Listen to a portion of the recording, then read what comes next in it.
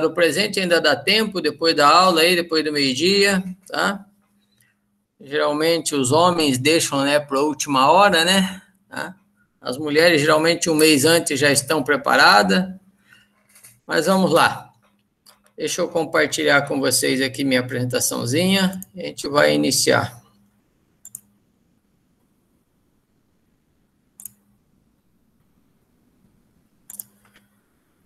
Isso, deixa eu entrar aqui também.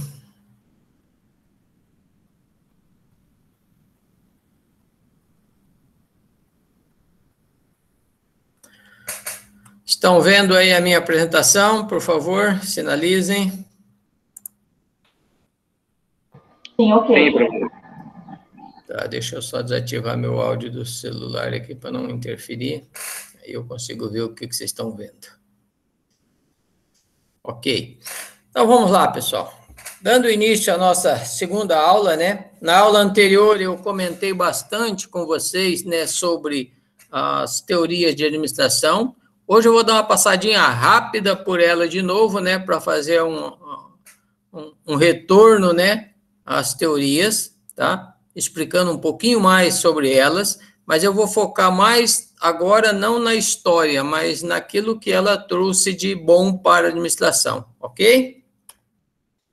E novamente, né, minha formação, tá?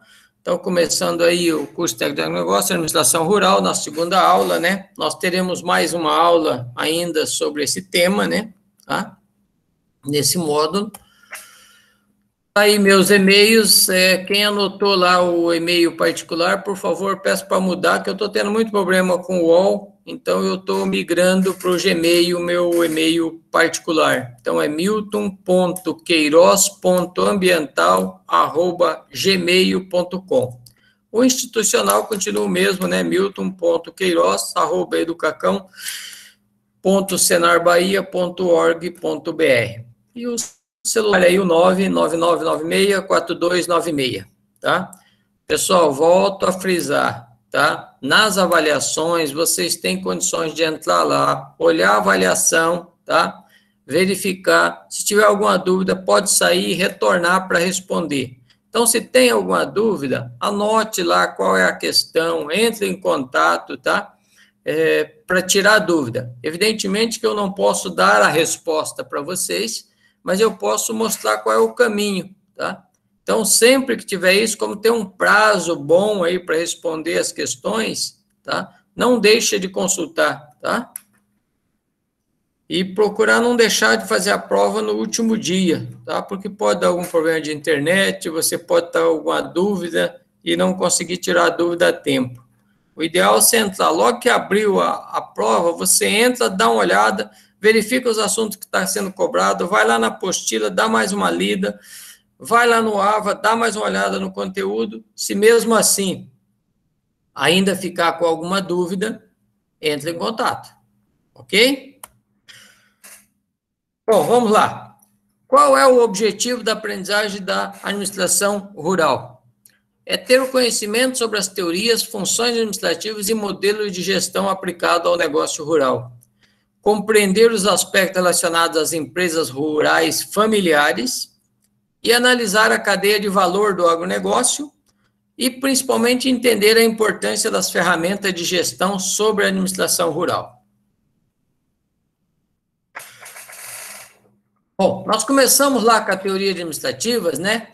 Que é a história da administração, onde eu coloquei que isso já se começou há muito tempo, 5.000 anos antes de Cristo, na Suméria, né, que é uma antiga civilização do Oriente, já tinha algumas questões de administração. É evidente que não se dava esse nome, né, mas a maneira como eles trabalhavam tinham a ver com questão de administrar, tá? E como que isso aconteceu lá nesse período? Isso se deu a partir das formações das primeiras cidades e, consequentemente, a necessidade de organizar a vida em comunidade, né?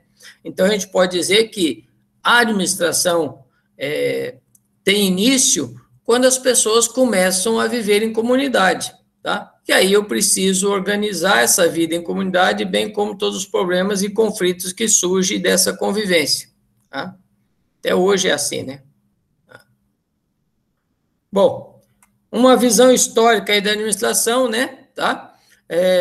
Lembrando que a teoria administrativa mesmo, a teoria administrativa que vem aí dar a parte teórica administrativa, tem pouco menos de 100 anos, é muito recente em relação à história da humanidade. Mas nós temos aí uma visão histórica da administração, né? Lá nas pirâmides, no Império Romano, né? Tá? O papel de planejamento e organização nas construções das pirâmides egípcias. Imagine vocês o seguinte, construir uma pirâmide, tá? Que até hoje tem muitos engenheiros que não sabem ainda como que ela foram construída, né? Naquela época. Imagine isso sem um planejamento, sem uma organização, né? Tá? Então, começa aí, né, uma visão histórica de administração que, para fazer essas pirâmides, precisava de planejamento e organização, tá? O Império Romano, ele só cresceu tanto na questão de arquitetura como de guerra, porque ele tinha uma organização e comunicação muito bem focada, tá? A organização do exército romano fez com que ele tivesse sucesso, né, durante muito tempo. Bom, e quais são, então, as influências? As influências que a gestão organizacional vem a sofrer no decorrer dessa história é a influência dos filósofos, a Igreja Católica e as organizações militares, como a gente tinha falado, né? Tá? Dos filósofos, a questão das teorias, né? Tá? A Igreja Católica pela sua força como quarto poder, né? Tá? E as organizações militares por seu forte comando, né? E organização e disciplina. Essas são as influências que a gente recebe daí quando vamos falar das teorias. Mas o ponto principal da história que revolucionou mesmo a administração é o aparecimento da empresa moderna, né? Tá? Moderna que eu digo assim, a partir do momento em que acontece a Revolução Industrial, né? E que vai trazer rápidas e profundas mudanças econômicas, sociais e políticas. Por que isso? Porque a partir da Revolução Industrial, o ritmo, né, das empresas, elas se tornam muito maior, tá? Em virtude de alguns cenários que começam a surgir. Tá? Quais são? Primeiro, o crescimento massivo, né? Tá? O que quer dizer isso? Que é o crescimento acelerado e desorganizado das empresas que passaram a exigir uma administração científica e capaz de substituir a improvisação. O que eu quero dizer com isso? Pensa da seguinte maneira, o cara está lá construindo qualquer coisa manualmente, tá? E aí ele precisa, de repente, pregar um prego, só como exemplo, tá? Aí ali do lado ele tem... Não tem um martelo à mão, ele pega um alicate e prega o prego com alicate. Ou seja, ele está improvisando, né? Tá? É uma improvisação. Então, naquela primeira empresa lá, que era muito mais artesanal, né? Que era muito mais manual, tá? Não era desorganizada. Até hoje a gente vê muitas empresas pequenas, pessoal, tá? Desorganizada. Tá? E quando eu falo empresa pequena, pense no comércio, pense no serviço e pense na questão rural. Tá? Tem algumas empresas rurais que ainda não conseguiram se organizar. O que eu quero dizer com isso? Que ainda vem daquela época em que tudo é improvisado. Tá?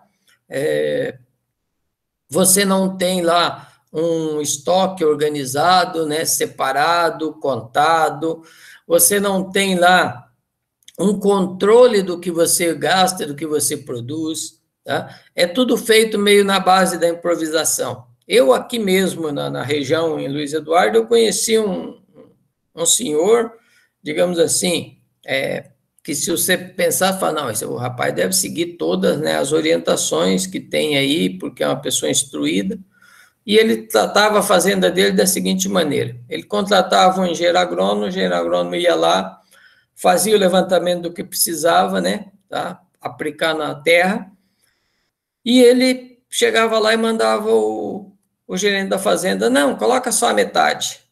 Ou seja, O engenheiro agrônomo foi lá, fez análise de solo, levou para o laboratório, fez toda a parte científica da coisa, levantou o que era preciso para aplicar naquela terra, e aí vem o dono e vai com a improvisação. Ah, não, se colocar metade vai dar certo. E todo ano ele reclamava que a terra dele não dava o que o vizinho dava, né? Só que ele não entendia que esse tipo de improvisação não funciona, né? Então, quando surge aí a Revolução Industrial, as empresas percebem que o crescimento na produção, tá? O crescimento na concorrência exige que não se tenha mais improvisação, mas que eu preciso ter aí agora uma organização e um método científico para organizar a minha empresa, tá? Além do crescimento massivo de produção, né, tá? Em virtude da Revolução Industrial, eu tenho agora também uma maior concorrência, porque a Revolução Industrial não veio só para mim, veio para todo mundo, tá? Todo mundo tem acesso agora às novas tecnologias, que para a época era avançada, né, tá? E aí surge maior concorrência, então eu preciso ser mais eficiente na minha produtividade, tá? Para poder fazer concorrência, né? Fazer face a essa concorrência e fazer também poder competir no mercado, tá? Lembre-se que nesse momento eu estou oferecendo agora mais produtos, né? Mas eu também tenho mais gente oferecendo o mesmo produto. Bom, aí nós vamos para a evolução das teorias de administração. Eu vou falar rapidamente sobre elas, que eu já comentei na aula passada, né? Tá? E esse período que se iniciou após a Revolução Industrial, a gente resume ele em 5 fases bem distintas, tá? A primeira fase, a ênfase nas tarefas. E aí a gente tem aí um conceito, né, tá? Que administrar significava planejar e racionalizar as tarefas que devem ser executadas pelos subordinados. Lembrando que aqui nós já estamos falando das teorias, tá? Então, aqueles que estudaram essas fases começam a dar conceito. O primeiro é administrar significa planejar e racionalizar as tarefas que devem ser executadas pelo subordinado. Então, pessoal, aqui tem que tomar muito cuidado. Se eu dou esse significado aqui para a administração, eu tenho que lembrar que eu estou dando um significado para a administração que está focado na ênfase das tarefas, ok? Tá? Então, o que eram as tarefas? Era o planejamento dos afazeres do operário, quando ele fica responsável por alguma atividade, como, por exemplo, quando ele é destinado a verificar se a colheita atingiu o resultado esperado. Então, veja bem que aqui, ó, a ênfase é na tarefa que ele tem que executar, ok? Bom, a segunda fase. Já na segunda fase, é a ênfase na estrutura organizacional. E aí já vem, novamente, mais um conceito de administrar. Administrar é planejar e organizar a estrutura de órgãos e de cargos que compõem a empresa. Então, aqui eu volto a frisar para vocês. Muita gente pega, muitos alunos, tá? Muito estudante pega o seguinte: tá aqui o conceito de administração. Sim, aqui está o conceito de administração quando a ênfase é na estrutura organizacional. Veja a diferença. Quando eu digo que administrar significa planejar e racionalizar as tarefas que devem ser executadas pelos subordinados, eu estou dando ênfase às tarefas. Quando eu digo que a ênfase é na estrutura organizacional e digo que administrar é planejar e organizar a estrutura dos órgãos e de cargos que compõem a empresa, eu estou dando aqui, tá, um conceito para a administração na fase de ênfase na estrutura organizacional. Isso que precisa ficar muito bem definido para vocês, tá? E o que seria essa estrutura organizacional? É o desenho de cargos e controle de cada atividade. Lembra do cara lá que eu falei que ele tinha que verificar lá se a colheita atingiu o resultado esperado? Agora, nesse momento, a gente vai verificar se ele fez as observações necessárias e o registro dos dados, dentre as outras funções que fazem parte da função que ele ocupa. Ou seja, aqui, então, a ênfase é na questão da estrutura organizacional, tá? Certo? Bom, terceira fase, a ênfase nas pessoas. E aí vem o conceito. Administrar é, sobretudo, lidar com pessoas. Tá? Então, quando eu junto esse conceito aí, eu estou me referindo à fase em que a ênfase é nas pessoas. E aqui é simples, né? Pessoas. Aqui as estruturas de tarefa ficam em segundo plano, ou seja, eu já não me foco mais nas tarefas e nem nas estruturas. O foco aqui é o bem-estar do profissional e não necessariamente ligado à função dele, ok? A quarta fase, a ênfase na tecnologia. E aí o conceito é administrar e lidar com tecnologia a fim de extrair dela a máxima eficiência possível, tá?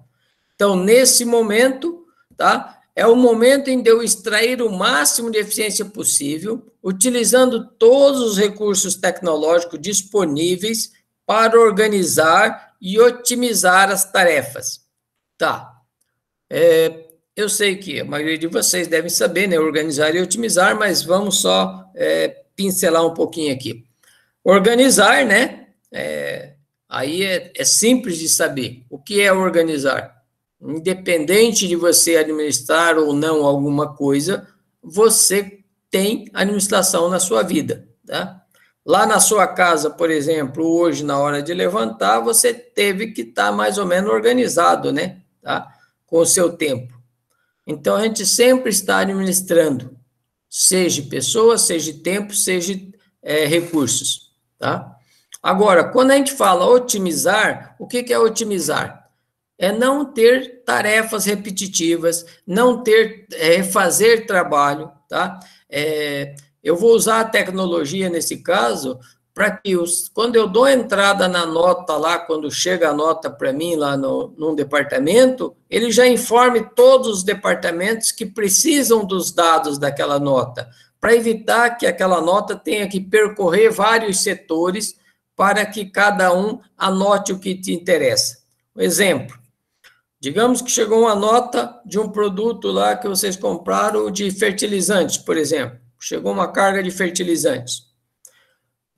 Quais são os setores envolvidos? Primeiro, eu preciso do pessoal do estoque, né? Quer dizer, o pessoal do estoque precisa saber qual é a quantia que chegou, qual é o tipo de fertilizante que chegou, para ele poder guardar, né?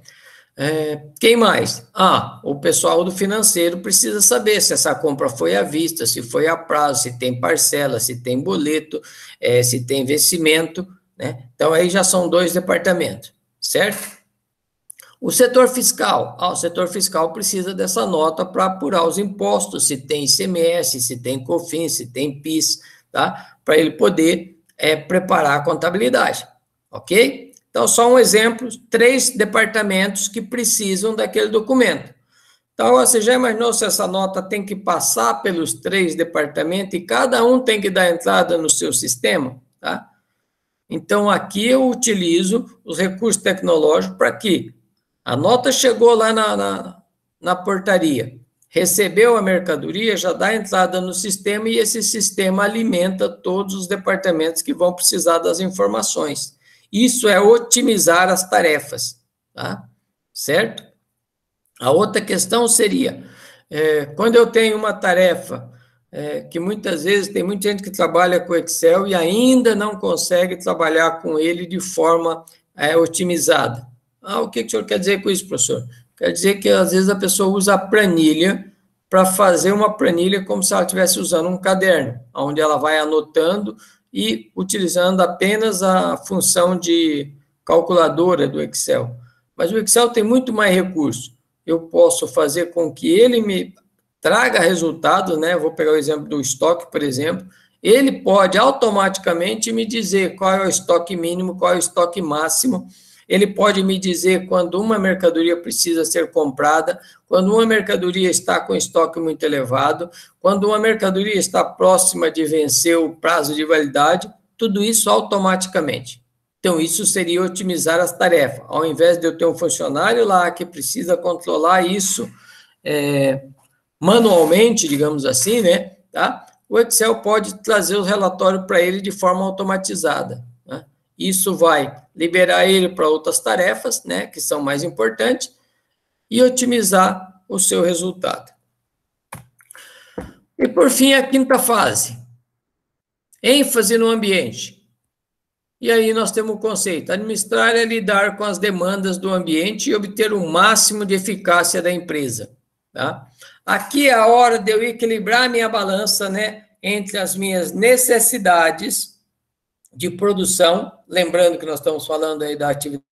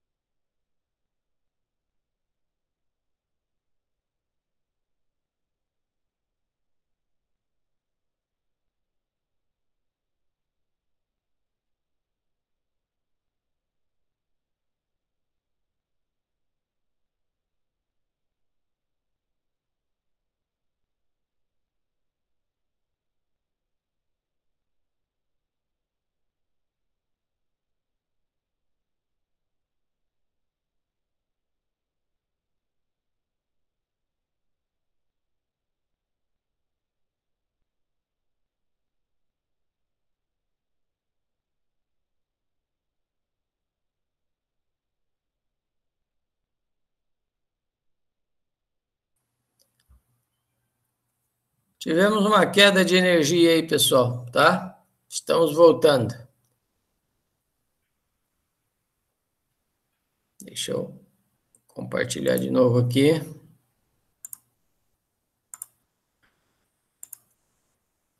Vocês podem sinalizar aí para mim, tá?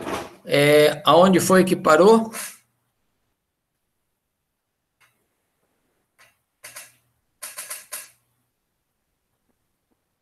Aí mesmo, professor, ênfase no meio ambiente. Tá na quinta fase. Conseguiram ouvir sobre a quarta fase normalmente?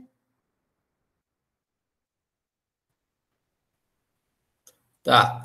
Então vamos para a quinta fase, recapitulando. Aqui, então, a ênfase é no meio ambiente, certo? E aí eu vou administrar e lidar com as demandas do ambiente e obter o máximo de eficácia da empresa.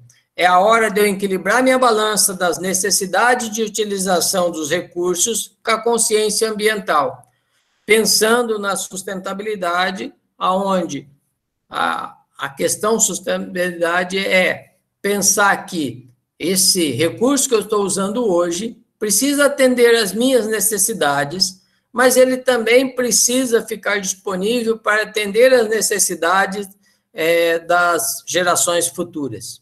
Tá? Então, é a hora de equilibrar necessidade e consciência ambiental. Ok? Vamos para frente. Este foi um resumo da aula passada. E aí, nós vamos falar um pouquinho sobre o método PDCA, tá?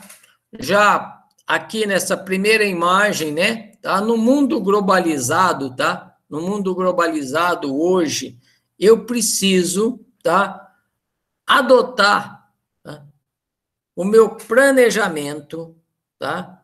A minha administração, justamente para aproveitar os recursos que eu tenho e otimizar todas as minhas tarefas para que eu possa ser competitivo no mercado globalizado. Ok? Tá. E aí nós temos aí um método chamado de PDCA, que nada mais é do que planejar, fazer, checar e agir, tá? O D ali, que seria, né, do, tá? É o único que faz frente. Em alguns lugares vocês vão ver alguns autores aí, português, né, tá? Brasileiro, que vai trocar esse D aí pelo F, né? Seria PFCA, tá? Mas como o método, tá? A maneira de utilizar o método é PDCA, tá? Criado por Deming, né? Então ele vem do inglês, né? Plan, do, check e act, que é planejar, fazer, checar e agir, tá? Vamos entender um pouquinho como que funciona isso. O método de melhorias PDCA, também chamado de ciclo PDCA, reúne os conceitos básicos da administração, visando a melhoria contínua dos processos para atingir resultados esperados. E aí eu abro aqui uma pergunta para vocês responderem aí no chat. Se eu planejar tudo que eu quero fazer, tá? Se eu colocar para ser executado, né? Isso vai resolver o meu problema de administração? Bastando eu fazer um ótimo planejamento, resolve o meu problema de administração? Eu não vou ter mais nenhum problema? Coloque aí no chat para mim, por favor.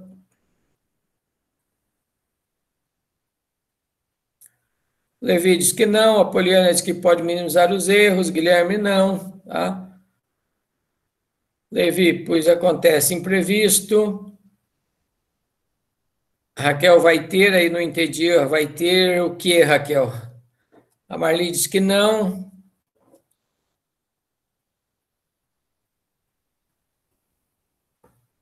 Mais alguém aí? Vamos, pessoal, todo mundo participando.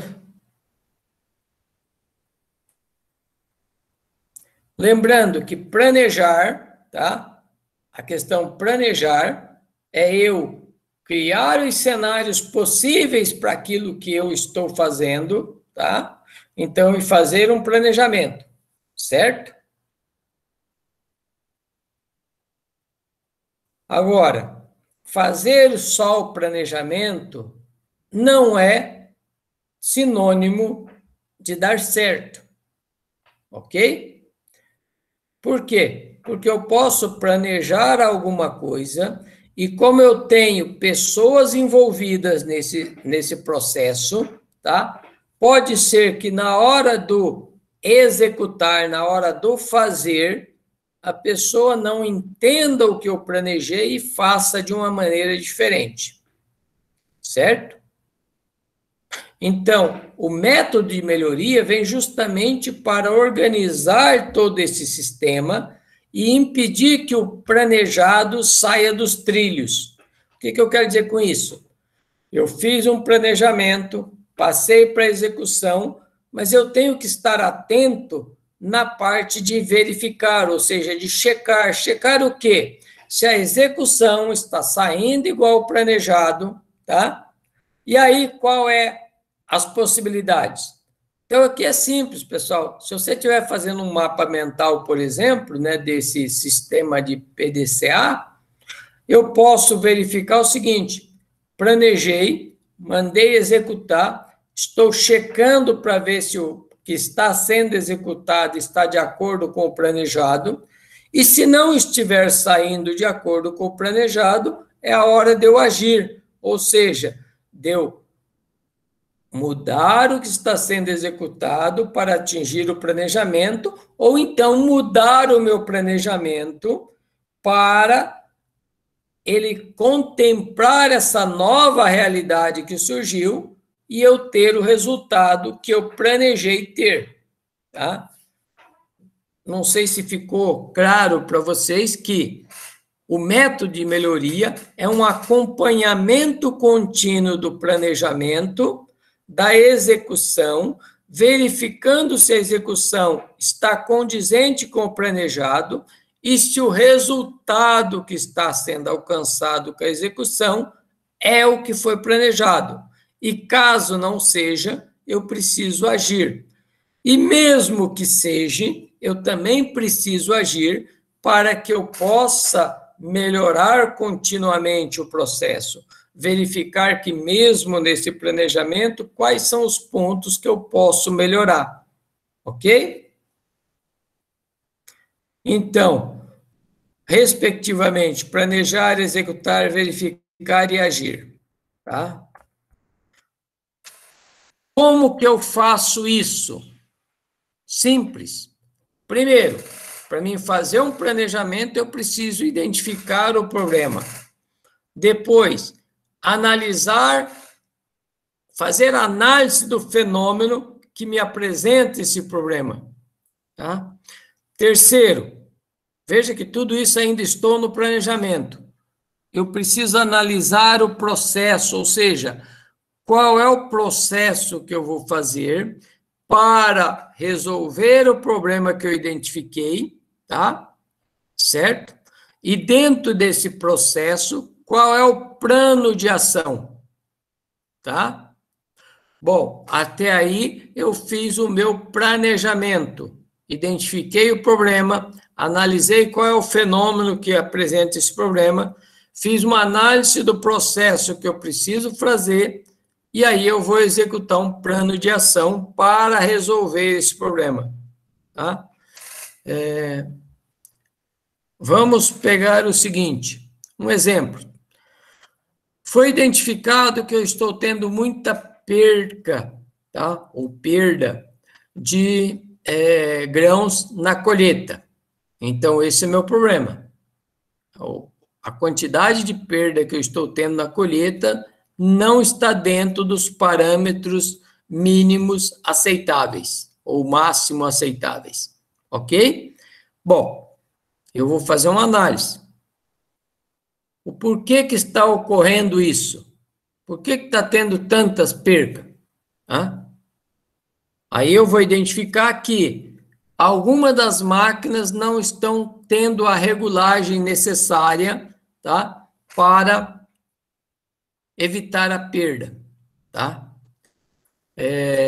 Posso identificar também que, na verdade, nós estamos entrando para colher um pouco mais tarde do que o correto, ou seja, o grão está muito seco que quando a máquina bate no pé de soja, ele, antes dele colher o soja, ele já abre algumas vagens e essas vagens caem fora da plataforma de colheita. Tá? Ou seja, até aqui eu tenho meu problema identificado e estou analisando quais são os fenômenos que levam a esse problema. Ok? Tá. E a análise do processo? Bom, como é o meu processo de colheita? Quando é que eu entro para colher? Quando é que eu faço essa regulagem da minha plataforma de colheita? Quem é a pessoa responsável para fazer isso? Quais são as ferramentas que ele utiliza para a regulagem? Ele tem conhecimento técnico da regulagem? Ele consultou um técnico para saber como é que é feito isso? Ele teve curso de capacitação para fazer a regulagem da plataforma? Ele consegue identificar qual é o tipo de colheita que ele está fazendo, o tipo de pé de soja que ele está colhendo para que ele possa fazer a regulagem, já que essa regulagem interfere, por exemplo, a regulagem da serrinha do corte do pé de soja vai interferir se o soja está um pouco mais verde, está um pouco mais seco, se o pé de soja é um pouco mais grosso, um pouco mais fino, tudo isso interfere na regulagem da serrinha. Se essas serrinhas, ele verifica se elas estão devidamente afiadas e devidamente colocadas no ângulo correto. Tudo isso é análise de processo. Bom, qual é o plano de ação, então? Primeira coisa, nós vamos procurar identificar o melhor momento para entrar a colheita. Então, se estamos entrando muito mais tarde, que está secando demais, eu preciso verificar qual é o plano de ação para que eu possa começar essa colheita, tá? Sem ter esse problema. Digamos o seguinte, que eu tenho uma área muito grande e que minha quantidade de colheitadeira não é suficiente, que quando chega numa parte da colheita, tá? Eu tenho uma perda maior. Por quê? Porque o tempo que eu perdi colhendo o outro espaço, esse espaço secou demais. Então, de repente, eu preciso de um plano de ação em que eu tenha mais colheitadeiras. Eu vou verificar se é viável, de repente, alugar umas colheitadeiras para colher mais rápido. Tá? Então, esse seria o meu plano de ação. Aí, depois que eu exemplificar o meu plano de ação, dizendo quais as ações que eu vou tomar, tá? Por exemplo, o rapaz que faz a regulagem faz 4 anos que ele não tem um curso de regulagem de máquina. Então, o que eu vou fazer? O plano de ação para a próxima safra é mandar ele fazer uma reciclagem antes de começar a colheita, tá? Então, qual é a execução? Eu vou passar para o setor de RH para ir atrás de um curso que eu possa colocar 2 ou 3 funcionários para fazer essa reciclagem sobre regulagem de implementos, né? Aí eu vou verificar o quê? Eu não posso simplesmente passar para o setor de RH e ficar quieto. Eu preciso verificar, o setor de RH foi atrás, ligou no sindicato, foi atrás do Senar, tá? Foi buscar para ver se dá para fazer o curso aqui na propriedade, certo? Tá?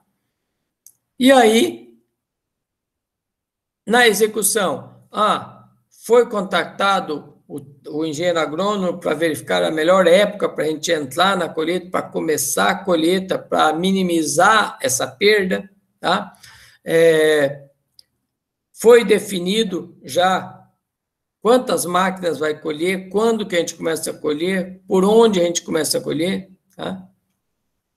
E aí, depois que eu fiz tudo isso, eu vou padronizar. Então, o que seria padronização?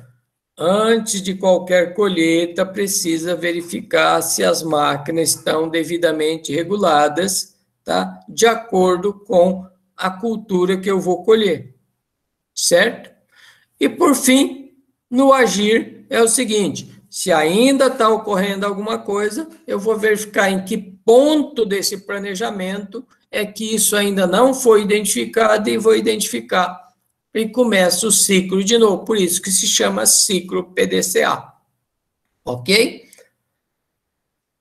Lembrando que isso aqui não é estático, eu não faço uma vez e esqueço para lá. Não, vai ter uma pessoa, deve ter uma pessoa que é responsável por esse processo. E ela vai continuamente estar verificando todo esse processo e fazendo as devidas anotações e alterações no processo. Ok? Dúvidas?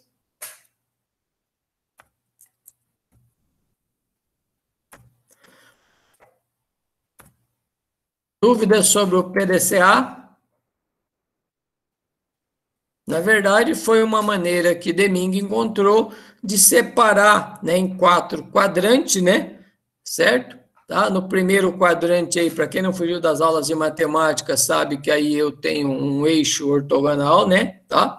Onde eu tenho aí o meu eixo X e meu eixo Y. No primeiro quadrante é o planejamento, que envolve identificar o problema, analisar o fenômeno, analisar o processo e o plano de ação. No segundo quadrante, aí, que seria o A, né? É minha conclusão.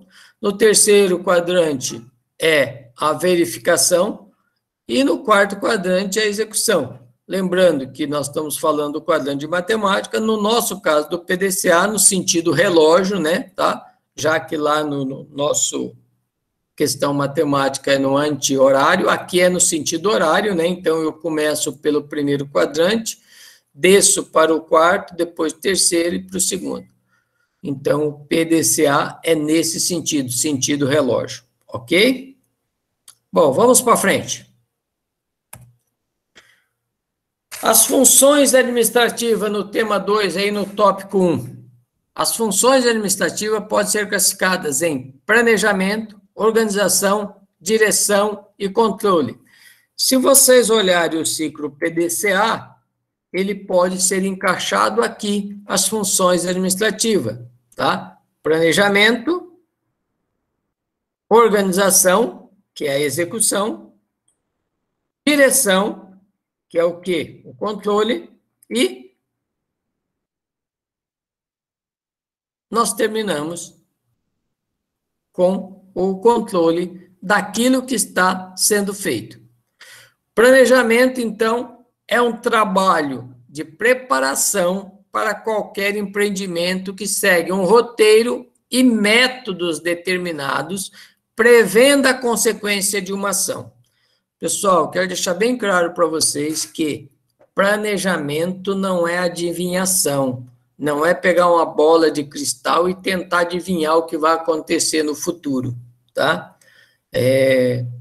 Nós não trabalhamos em administração com bola de cristal, certo? Nós trabalhamos com planejamento. Planejamento é o quê? Eu vou identificar os possíveis cenários que pode acontecer para o meu negócio e dentro desses possíveis cenários eu vou criar uma linha de ação, tá? Certo?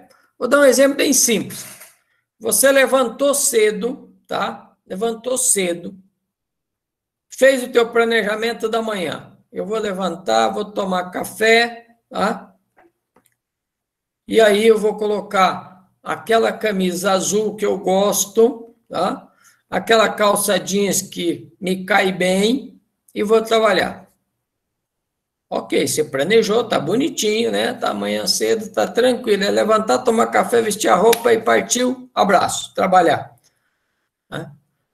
Só que se você planejar realmente, você vai dizer assim, amanhã cedo eu vou levantar, tomar café, vou ver se a minha camisa azul, que eu tanto gosto, está passada, bonitinha para me vestir. Vou vestir ela, vou pegar a calça jeans que eu adoro e vestir e vou trabalhar. Mas e se? E aí vem a questão de cenário.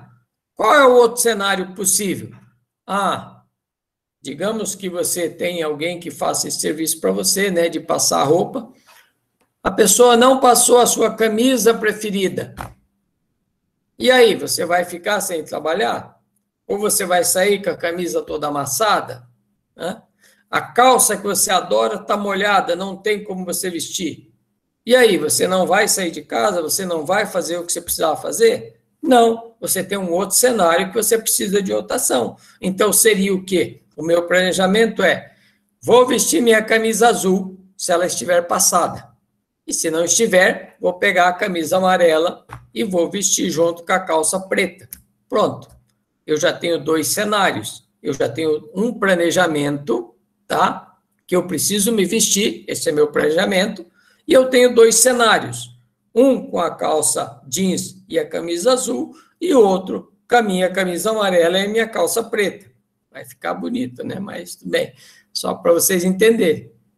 E aí eu tenho 2 cenários. E esses cenários, eu posso imaginar vários cenários. E para cada um deles, eu vou ter uma ação que eu vou fazer. Ok? Tá? Certo? Então, isso é planejamento de cenários. Eu planejo e verifico as possibilidades que pode ocorrer. Tá? Então, indo para o lado agrícola, planejei que amanhã eu vou começar a colheita. Ok, é um planejamento. Mas quais são os cenários possíveis que pode acontecer amanhã? O primeiro pode amanhecer chovendo, certo? O segundo, se eu não estiver feito um planejamento antecipado, a pessoa que eu contratei para colher não aparece. E aí? Digamos que você já preparou, 10 pessoas para a colheita. E aí a máquina não aparece. Aí vai ficar os 10 lá de braços cruzados, você pagando para eles. Então, esse é o que é o planejamento de cenário. Eu planejo dentro daqui, eu vou colher. Esse é meu planejamento. Ok. Agora, no sentido de colher, qual é o que pode ocorrer nessa sequência? Tá? Certo? Se não der para colher, o que eu vou fazer? Então, esses são os cenários possíveis. Bom, organização, né? Já vamos para frente. A organização se preocupa em agrupar a estrutura com todos os recursos ou fatores de produção disponíveis na empresa para viabilizar o seu funcionamento de forma eficiente.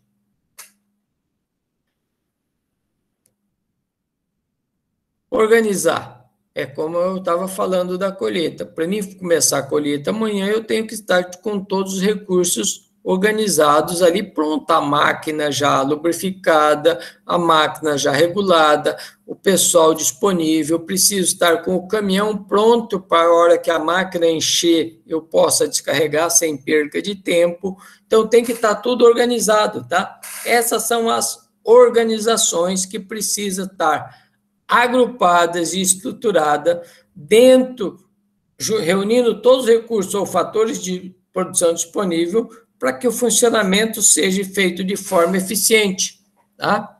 Por exemplo, só para dar um exemplo, você vai começar a colheita, está pronta, aí o funcionário fala, precisa abastecer a máquina, está sem combustível.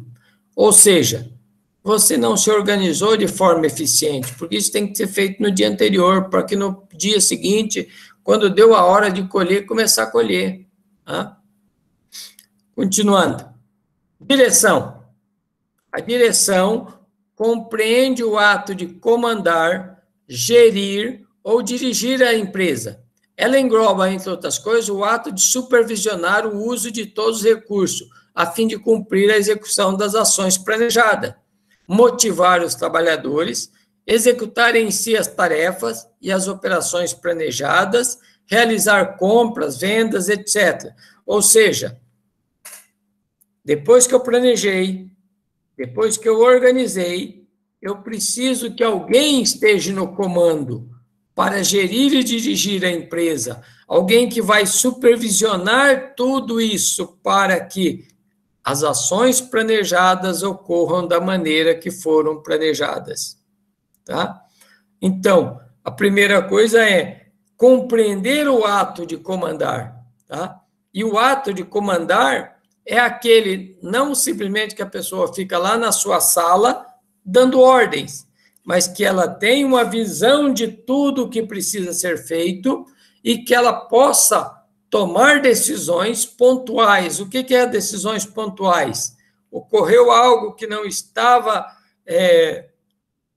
sinalizado no planejamento e ela precisa tomar uma decisão para que as ações planejadas possam atingir o fim esperado, tá? Mesmo que tenha que se fazer adaptações no planejamento. Outra coisa, planejamento não é algo estático que eu planejo no início do ano e depois não mudo mais. Pelo contrário, ele vai se adaptando conforme as situações vão surgindo, ok? Lógico que quanto mais assertivo ele for, tá? Menos mudanças terá e melhores resultados você vai alcançar. O controle. Essa é a tarefa contínua de registrar e avaliar o desempenho de todas as atividades da empresa, a fim de corrigir o que for necessário em tempo oportuno. Ou seja, não adianta você querer corrigir depois que passou, tá? Vou dar um exemplo, bem clássico na parte de administração contábil, fiscal. Declaração de imposto de renda é feito todo ano. Todo mundo sabe disso, que geralmente é até 30/4, às vezes é prorrogado para 30/5, como foi esse ano. Só que o que eu vou controlar, o que eu vou declarar, é referente ao ano passado. Então, quando é que eu preciso planejar a minha declaração de imposto de renda? É quando as coisas estão acontecendo e não depois. Eu preciso planejar agora, esse ano, para declarar o ano que vem. Porque quando chegar o ano que vem, eu já estou com tudo pronto. Né? E não deixar para a hora que chegar o ano que vem, eu levar para o contador a documentação para ele fazer a declaração, e aí o contador identificar que algo que deveria ter sido feito diferente foi feito de maneira errada. Não tem mais como corrigir. O tempo oportuno já passou. Tá? Então, o controle tem que ser registrar e avaliar o desempenho de todas as atividades no tempo oportuno, para que eu possa corrigir na hora correta, tá? Certo? Lembrando que essas funções que eu falei aí, tá? Que é planejamento, organização, direção e controle, elas podem e devem ser aplicadas em 4 áreas principais: produção, finança, comercialização e recursos humanos. Cada um com o seu planejamento, com o seu controle, com a sua direção, tá? Vamos lá, falar agora especificamente. Planejamento é o esforço contínuo, seja pensando ou escrevendo, que busca saber quais são as implicações futuras das decisões presentes. Quando eu tomo uma decisão no presente, eu preciso saber o que ela vai impactar no futuro. Tá? Um exemplo. Resolvi vender a minha soja antecipada. Ótimo, o preço está bom? Ótimo, beleza. Quais são os impactos que isso vai ocasionar na minha propriedade no futuro? Tá? O valor que eu vou receber hoje, tá? É condizente para eu fazer tudo aquilo que eu planejei? Ou seria melhor vender parte dela e parte deixar guardado? Tá? Tudo isso é planejamento, tá? Que eu vou pensar ou escrever, buscando saber quais as implicações que vai ocorrer no futuro. Tá? Bom, quais são os fatores que contribuem para o baixo uso do planejamento escrito no setor agropecuário do país? Vamos lá? É com vocês. Eu quero aí no chat algumas colocações. Respondendo essa pergunta aí. Na sua opinião, quais são os fatores que contribuem para o baixo uso do planejamento escrito no setor agropecuário do país? Vamos lá? Coloca aí no chat.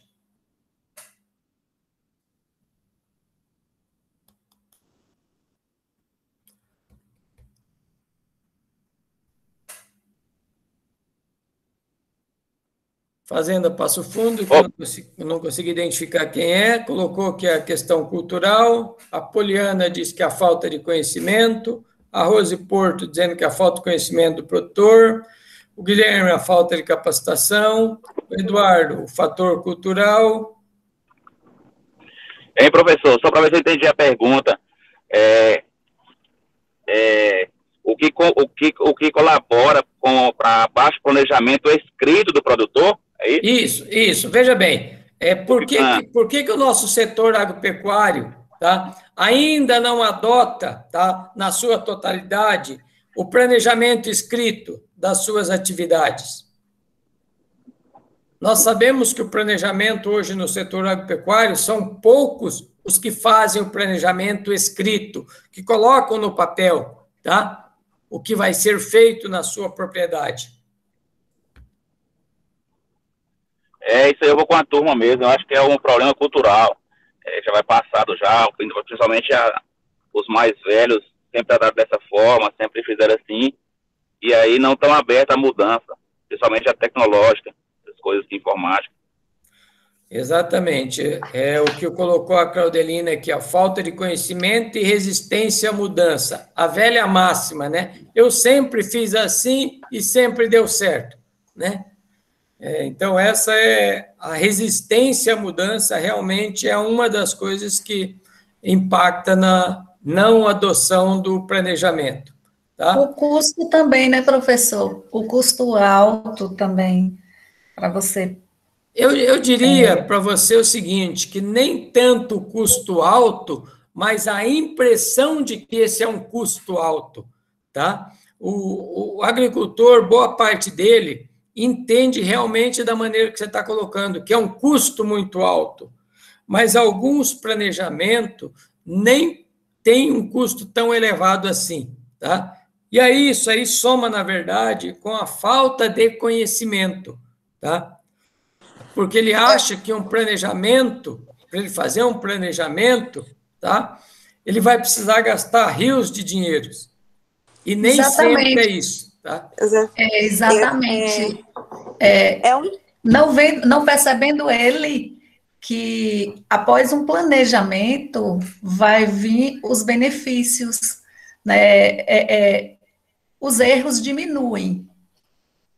Exatamente. E aí isso acaba sendo lucratividade, não é isso? A gente tem que entender e colocar vocês como futuros técnicos agronegócio, mostrar para ele que o planejamento, na verdade, não é um custo, é um investimento. E mostrar para ele o retorno que ele vai ter. Né? Que ele vai poder ter a propriedade dele mais na mão, como a gente diz. Tá? E esse planejamento, pessoal, não precisa, vamos pensar aí no pequeno, no pequeno, no médio e no grande. Tá? O pequeno não precisa ter os mesmos recursos que o grande. Ele pode fazer na sua cadernetinha, pode fazer no seu caderno, não tem problema nenhum.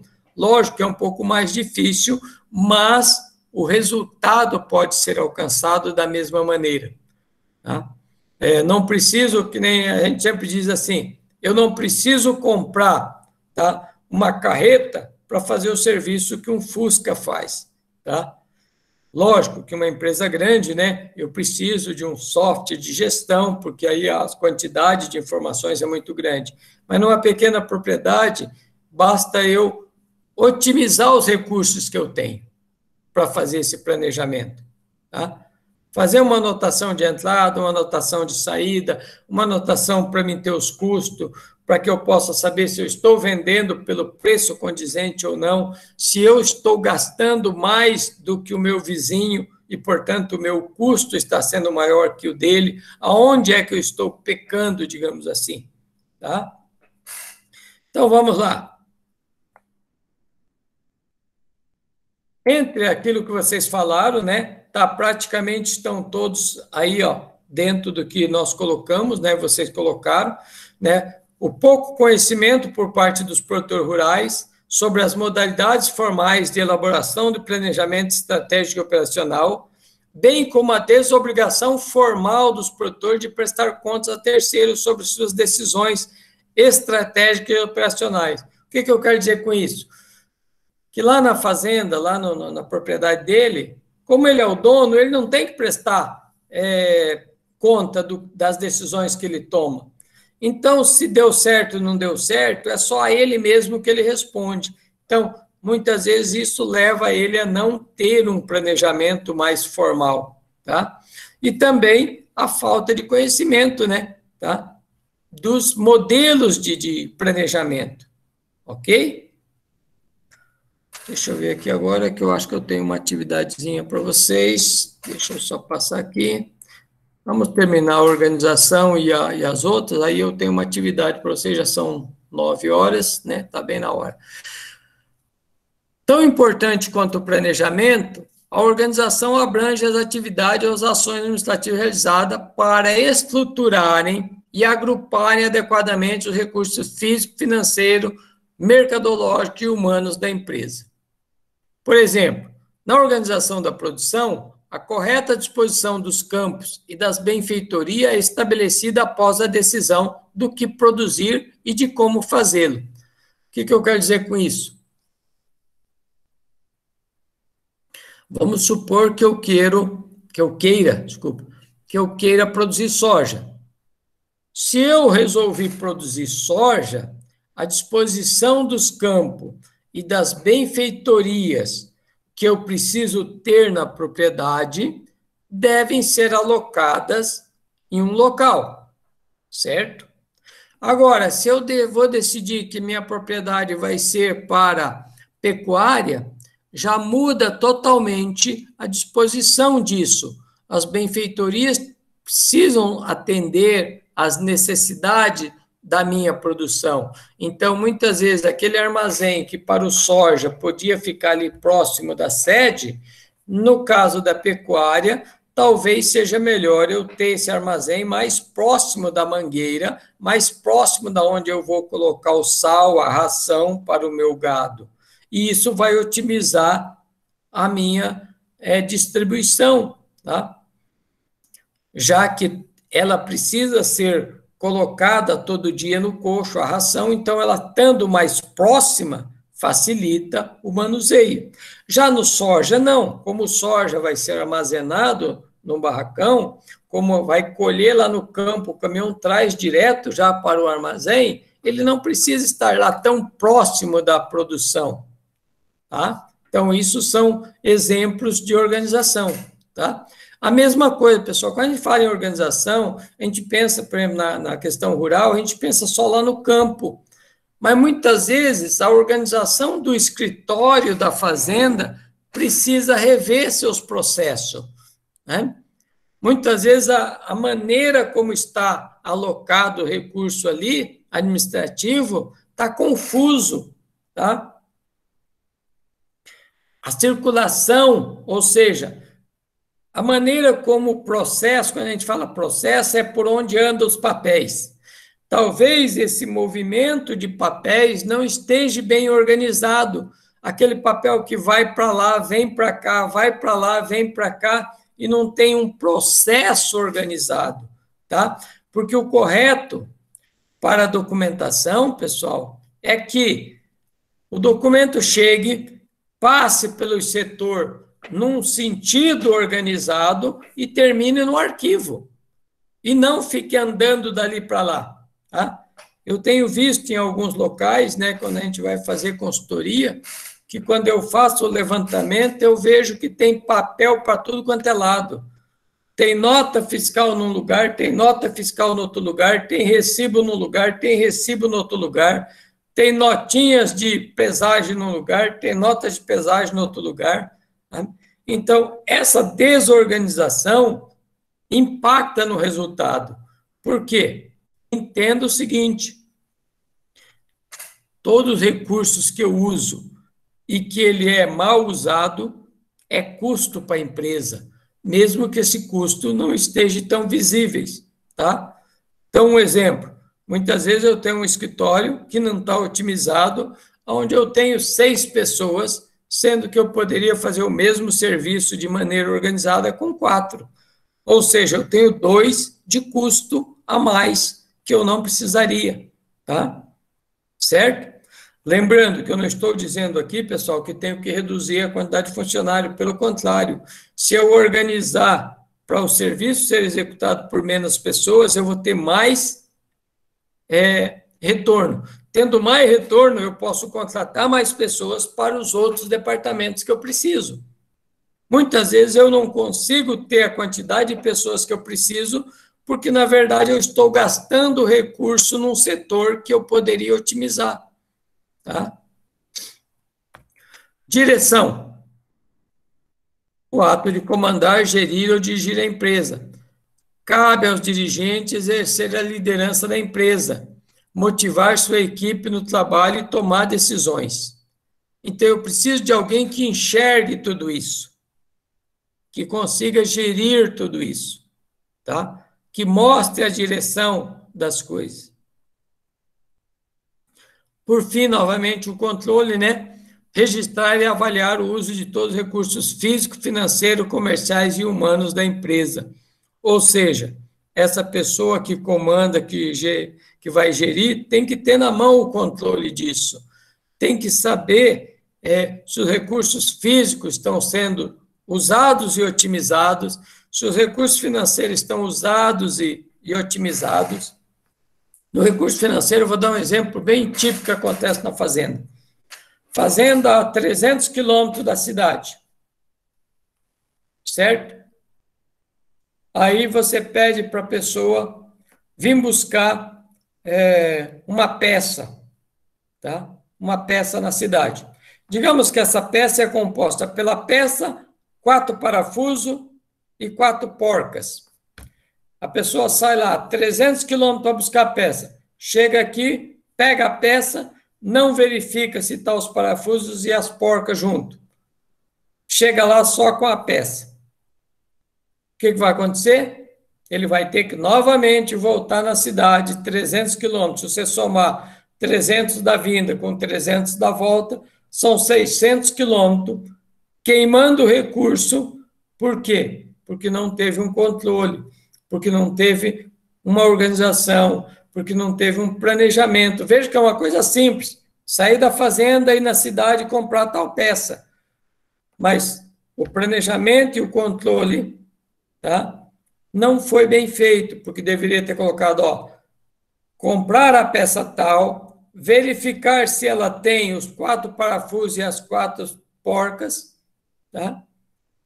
Evitar de fazer o retrabalho. Então, isso são recursos financeiros que estão sendo gastos de maneiras que não tem controle. Tá? Recursos comerciais. Eu preciso utilizar, por exemplo, lubrificante. Mas eu uso, digamos, 30 litros de lubrificante por mês, um exemplo. E é algo que não tem assim uma mudança de preço muito significativa durante o ano. Então, por que eu vou comprar 100 litros por mês? Eu vou ter recurso financeiro no comercial lá, na compra, no meu estoque parado, que eu não precisaria. Ou seja, eu preciso ter um controle de estoque para saber o meu estoque mínimo e meu estoque máximo. Eu tenho que sempre trabalhar nisso, para que eu não aloque muito recurso no meu estoque e tenha dinheiro parado que eu poderia estar usando para outra coisa que me desse retorno e está lá parado. Mercadoria que eu vou usar para 2 anos parado no meu estoque. Né? Então, eu preciso analisar, é algo que sobe muito de preço? Compensa eu ter ele no estoque? Não. É algo que se eu comprar hoje ou se eu comprar daqui 4 meses, eu vou pagar praticamente a mesma coisa? Então, por que eu vou alocar recurso financeiro nessa mercadoria? Tá? E o recurso humano é a mesma coisa. A pessoa que eu contratei tem aptidão, tem as competências e a capacidade para aquele setor? Ou eu contratei alguém que vai levar 4, 5 meses para aprender o que eu preciso? De repente, eu estou pagando um valor menor para essa pessoa, mas ela não está dando o resultado que eu espero. Né? Sendo que se eu pagasse um pouquinho melhor para alguém mais capacitado, ela me daria maior resultado. Tudo isso é controle. Né?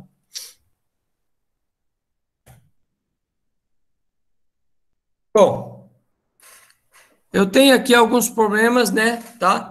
E aí eu quero que você faça uma reflexão. Mas antes disso, vamos para a nossa atividade. Deixa eu parar aqui a minha compartilhamento.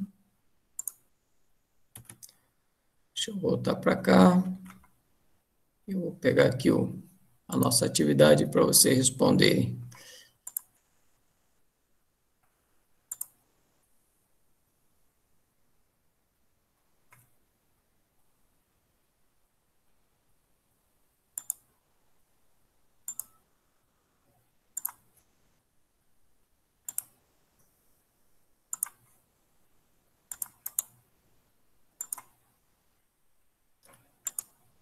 Tá aí o link, pessoal, tá?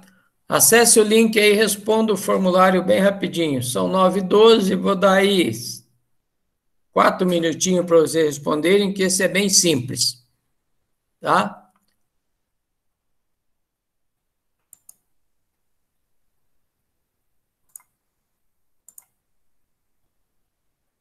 E vou acompanhar aqui a resposta em tempo real.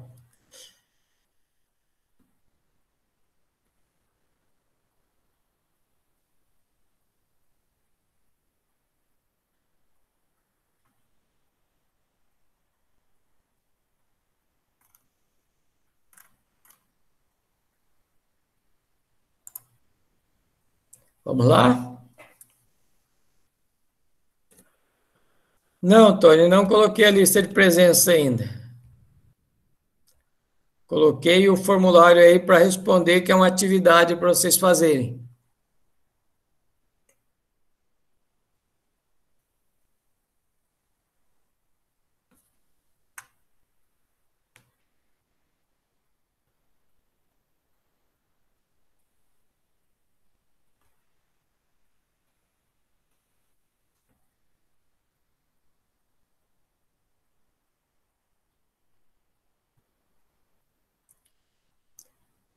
Vamos lá, estão conseguindo acessar?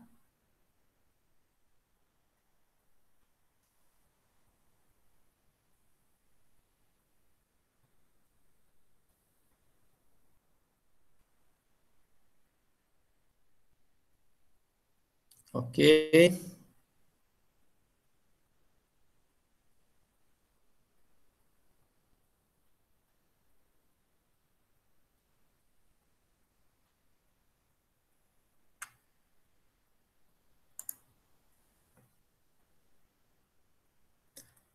Deixa eu ver aqui, estou com 43 alunos.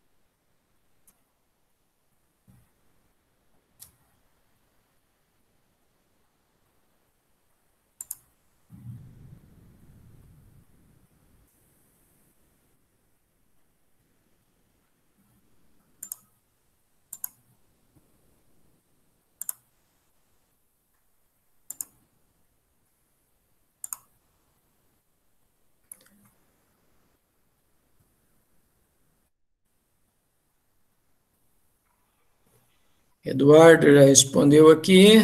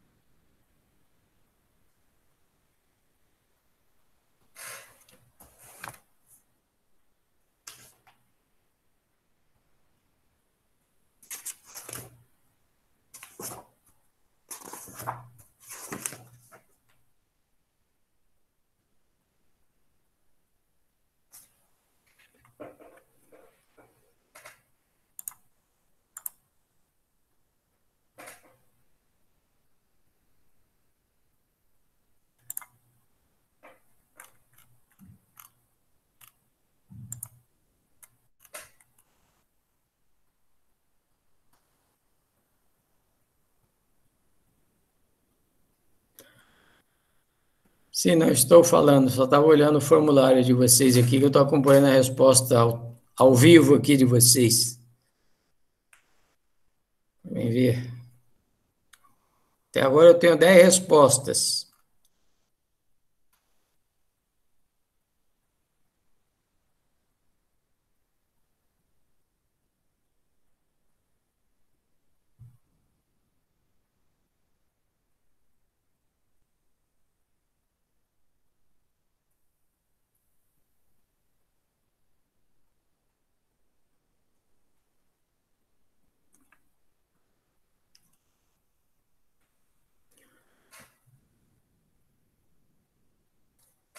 Eu coloquei aí para dar o resultado já conforme vocês forem respondendo, tá?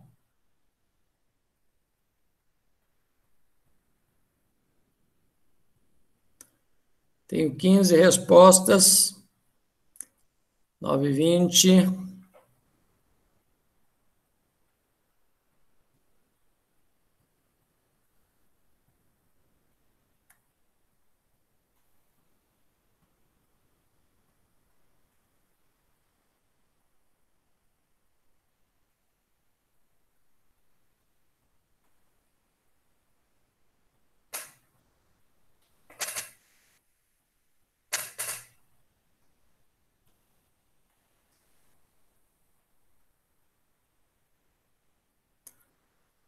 Na maioria o pessoal tá afinado, mas tem alguns que precisam se atentar um pouquinho mais para alguns detalhes, tá?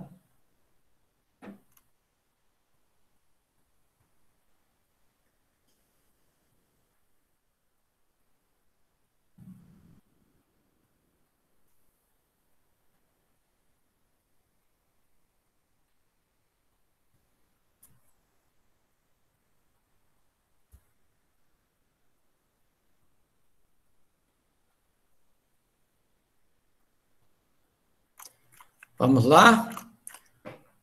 22, aí já deu tempo. Eu vou deixar aí, o pessoal que não respondeu, continua, tá? Continua respondendo, daqui a pouco eu vou fechar o formulário. Vamos voltar aqui.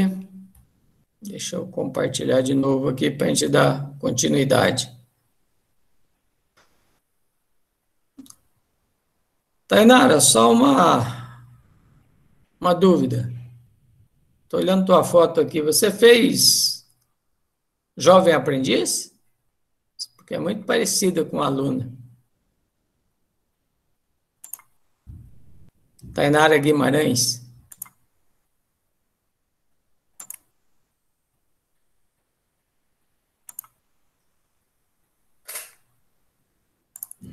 Vamos lá, pessoal. Continuando, então, tá? Continue respondendo lá quem não respondeu, né? Em virtude do tempo, nós temos meia hora, eu preciso passar mais algumas coisas para vocês, tá? Os problemas aqui a respeito da realidade, né? Hoje, uso inadequado de muitas técnicas de gerenciamento por parte dos produtores da assistência técnica, tá? Muitas vezes o produtor não tem condições de adotar um modelo de gestão adequado ao seu negócio por restrições de várias ordens, custo elevado, má organização, etc. As técnicas de gestão nas empresas agropecuárias ainda são muito desacreditadas, né? Tá? Aquela história que a gente falou, né, de eu sempre fiz assim, meu avô fazia assim, meu pai fazia assim, né? Tá? Aqui na região, para quem não conhece Luiz Eduardo, nós temos aqui na região de Luiz Eduardo Barreiras, né, a família Schmidt, que o senhor faleceu e os filhos ficaram à frente do negócio. Eles tornaram a fazenda uma excelência. Mas por quê? Porque eles tinham uma visão diferenciada, né? Eles foram atrás de conhecimento, hoje eles trabalham com o que há de mais moderno, né?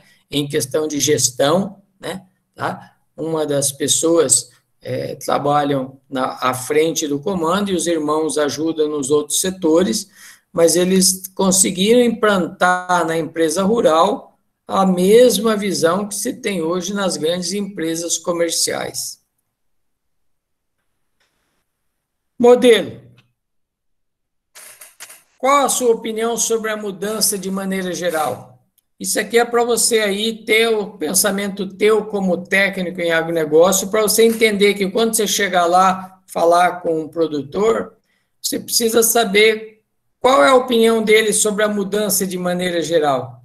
Não adianta você chegar lá e querer fazer mudar da água para o vinho de uma hora para outra, tá?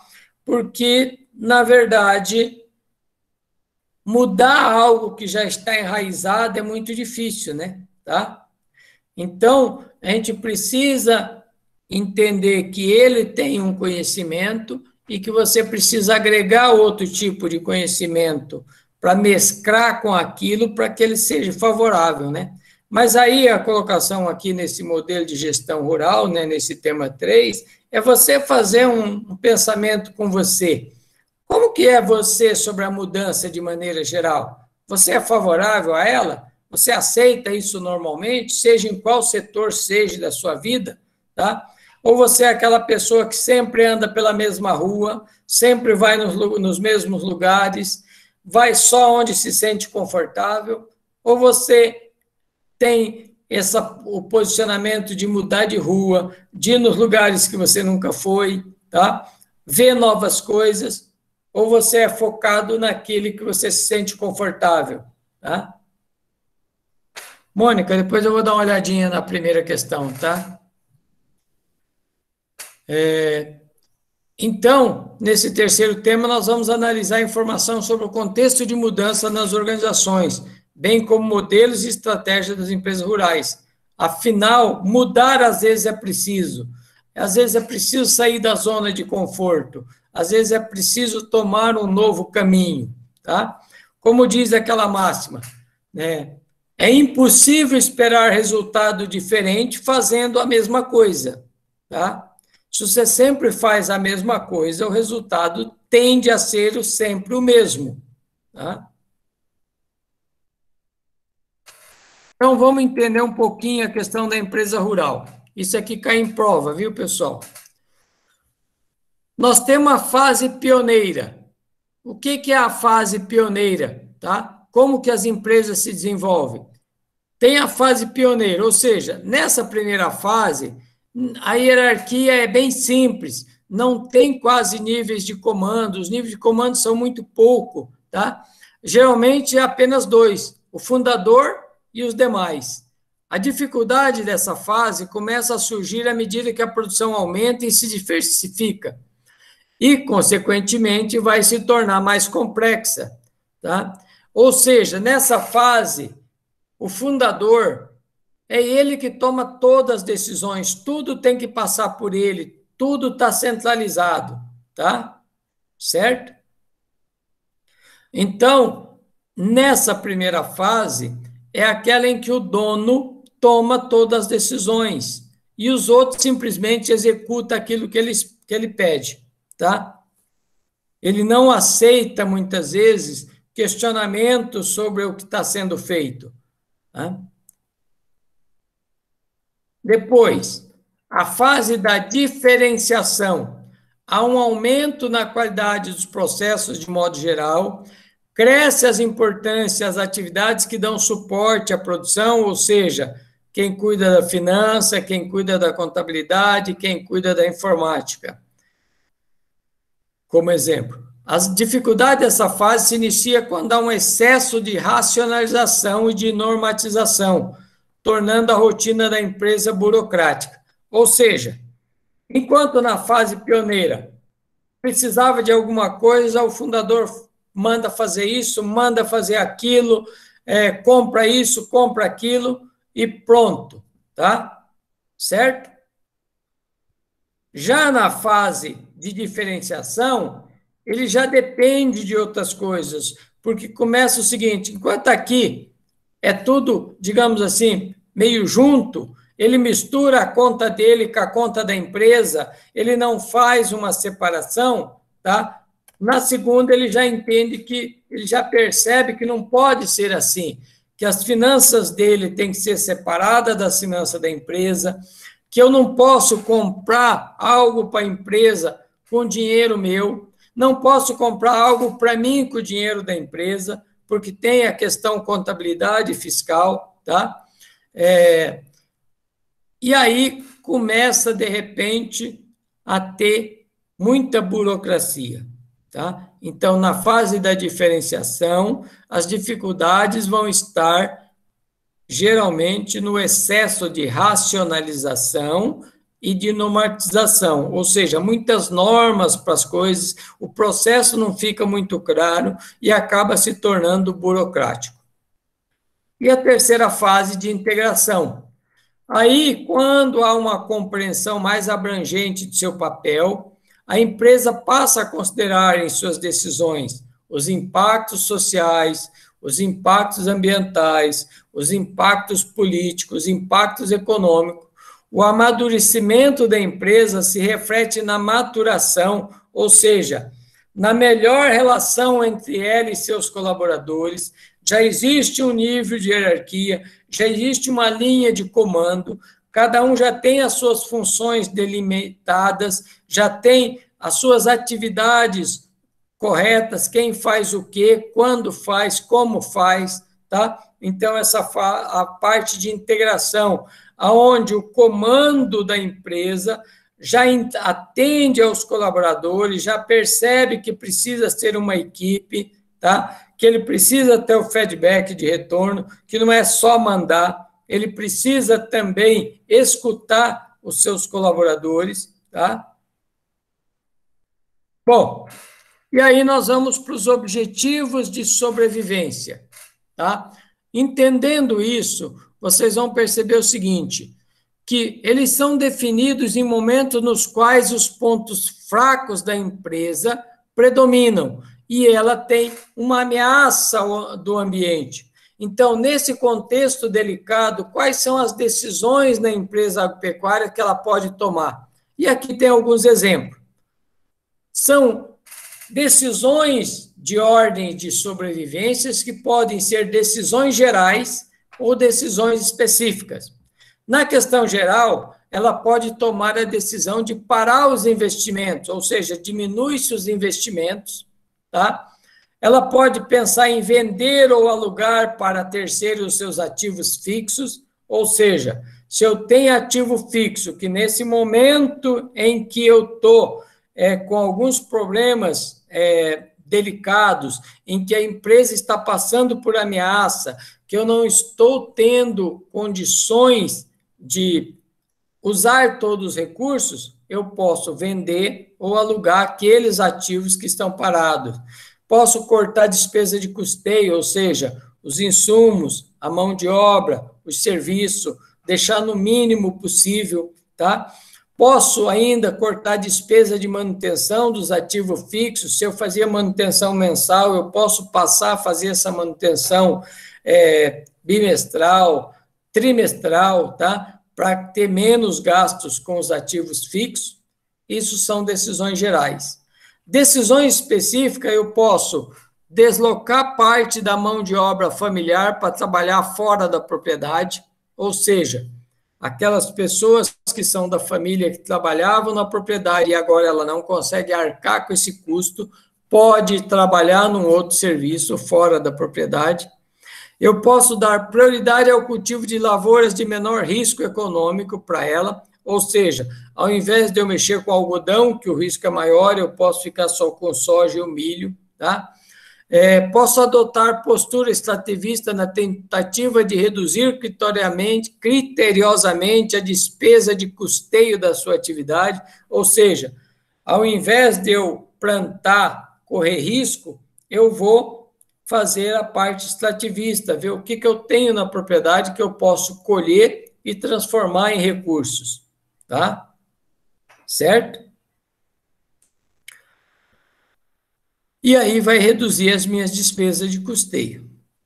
Isso para objetivo de sobrevivência. Já no objetivo de manutenção, eles são definidos quando a empresa identifica um ambiente com predominância de ameaça e precisa adotar uma postura defensiva, ou seja, eu tenho uma ameaça ao meu negócio e eu preciso tomar um posicionamento defensivo, tá?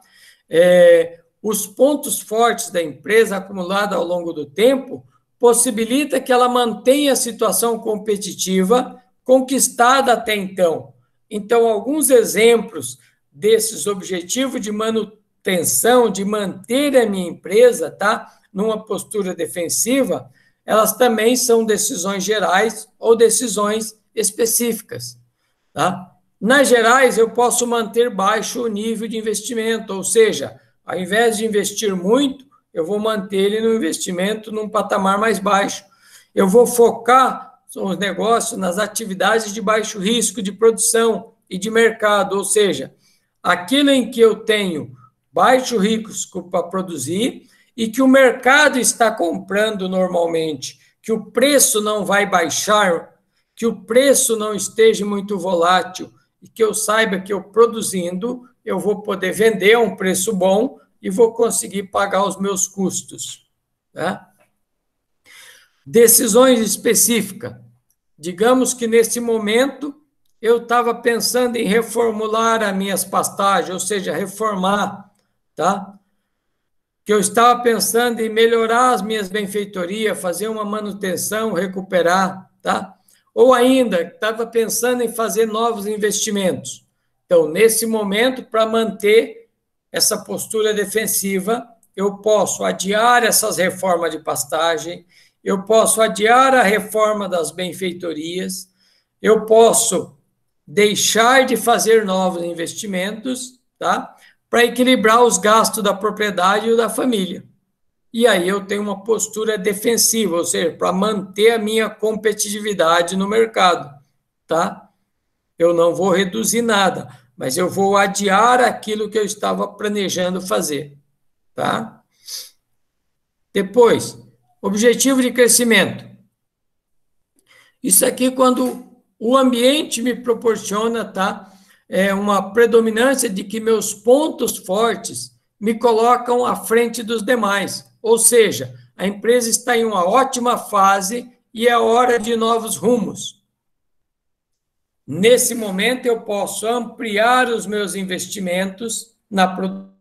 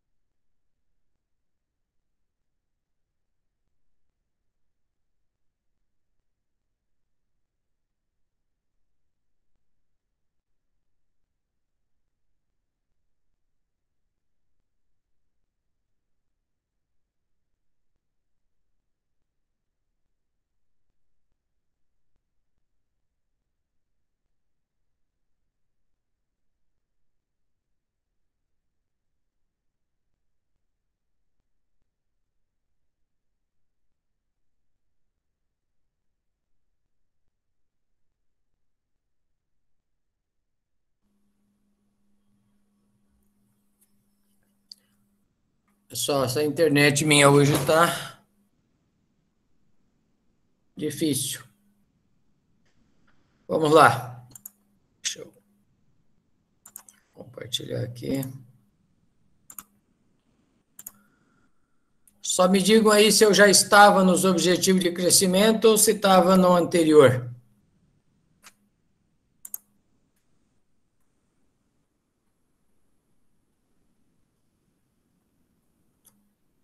Alguém sinaliza aí para mim, por favor?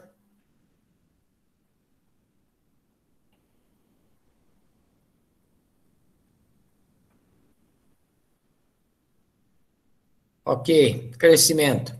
Então, vamos lá. Aqui no crescimento, pessoal, como eu estava falando, não sei se vocês tinham ouvido, né, tá? Mas é quando a empresa está bem, quando ela está numa ótima fase. Então, é a hora de eu ampliar meus investimentos, é a hora de eu aumentar o volume de negócio, adquirir ou arrendar novas áreas, né? Melhorar o padrão de vida da família, tá? Comprar novas máquinas ou equipamentos, ou reformar o que eu tenho, tá? Investir na benfeitoria e na correção do solo. Alguém pode falar assim, mas não investia na correção do solo? Não. Essa é a hora de você colocar mais correção no solo, de você preparar o solo para que ele produza mais, né? Tá? Porque você pode agora se dar ao luxo, digamos assim, de gastar um pouquinho mais, tá? Do que aquilo que você vinha fazendo quando a empresa não está tão bem, tá? É a hora de investimento, é a hora de fazer parceria, arrendar novas áreas, tá? Então, os objetivos de crescimento, ok? E aí eu tenho a parte de desenvolvimento. Enquanto aqui é crescimento, é para crescer, para que eu tenha mais renda, para que eu cresça financeiramente, aqui o desenvolvimento. Os objetivos, nesse caso, ocorrem em situações em que há forte predominância dos pontos fortes da empresa e oportunidade no ambiente. Acompanhe o exemplo a seguir. Decisões gerais: ampliar o investimento em infraestrutura, diversificar as atividades produtivas, perseguir níveis máximos de produtividade e qualidade no processo produtivo, otimizar as alocações de recurso físico, financeiro, mercadológico e humano, ou seja, aproveitar as oportunidades que o ambiente agora está me proporcionando, tá? Já nas decisões específicas, aqui eu vou adquirir máquina e equipamento mais sofisticado. A diferença para o crescimento, que no crescimento eu vou comprar máquinas iguais às que eu já tenho. Ou seja, eu não vou atrás de novidades tecnológicas. Eu vou comprar aquilo que eu sei que já me atende, tá? Sendo que no desenvolvimento, aí sim, eu vou procurar os equipamentos mais sofisticados, vou otimizar o resultado econômico, vou conquistar novos clientes, ou seja, vou abrir a minha carteira de cliente para aumentar a quem eu atendo, tá? É para que eu possa desenvolver. Lógico que isso aí se torna um círculo, né? Tá? Eu vou desenvolver mais, com certeza eu vou ter mais crescimento, tendo mais crescimento, eu vou ter mais desenvolvimento e eu vou poder daí enfrentar melhor os períodos de sobrevivência e os períodos de manutenção, tá? Certo? Agora, tudo isso, pessoal, tem a ver com planejamento, tudo isso tem a ver com o planejamento de eu prever cenários, tá?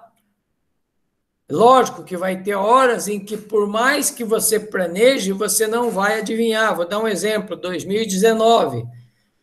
Poucas pessoas poderiam prever o que ia acontecer em 2020 e 2021 com a pandemia, tá?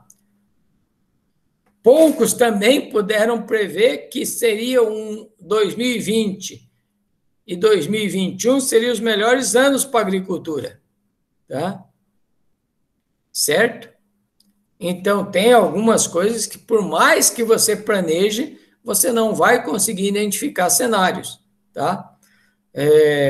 Mas você sempre vai ter o seguinte, você precisa olhar para o seu passado, tá? Olhar para o seu passado, projetar para o seu futuro e se preparar para as possíveis situações, tá? Bom, entramos aí nesses últimos minutos da nossa aula na gestão da cadeia de valor, tá? Cadeia de valor, pessoal, tá? É entender a base conceitual e os modelos utilizados no mercado, tá? A cadeia de valor de uma empresa está inserida em um conjunto de atividades definida como sistema de valor, caracterizada pelo relacionamento, ou seja, pelo interrelacionamento entre as cadeias de valores de fornecedores, empresa, canais de distribuições e compradores, ou clientes. Certo? Então, isso quer dizer o quê? Quando você fala em cadeia, no setor rural, eu tenho que pensar em quem me fornece, tá? Quem me fornece os meus defensivos, fertilizantes, sementes, implementos, tá? As empresas, certo? Os canais de distribuição, ou seja, para onde vai ser distribuído, e os compradores. Tá? Quando eu falo canais de distribuição, é quem vai levar, quem entrega. Quando eu digo canais de distribuições, ele pode estar aqui no meu fornecedor, porque quando eu compro calcário, quem que vai trazer o calcário para mim? Tá? Certo? Como vai ser essa distribuição do calcário para mim? Quando eu vendo a minha produção, como vai ser essa distribuição da minha mercadoria? Vai direto para o porto? Vai direto para uma empresa que comprou? Tá? Vai direto para o comprador ou vai direto para o cliente? Tá? Então, a cadeia de valor é todo esse segmento que envolve a minha atividade. Eu, como empresa, eu não sobrevivo sozinho. Eu dependo do fornecedor, eu dependo do canal de distribuição e eu dependo dos compradores ou clientes. Tá? Quanto mais arredondado é esse relacionamento, maior é o conceito de valor dessa cadeia. Tá? Para vocês entenderem, quando essa cadeia de relacionamento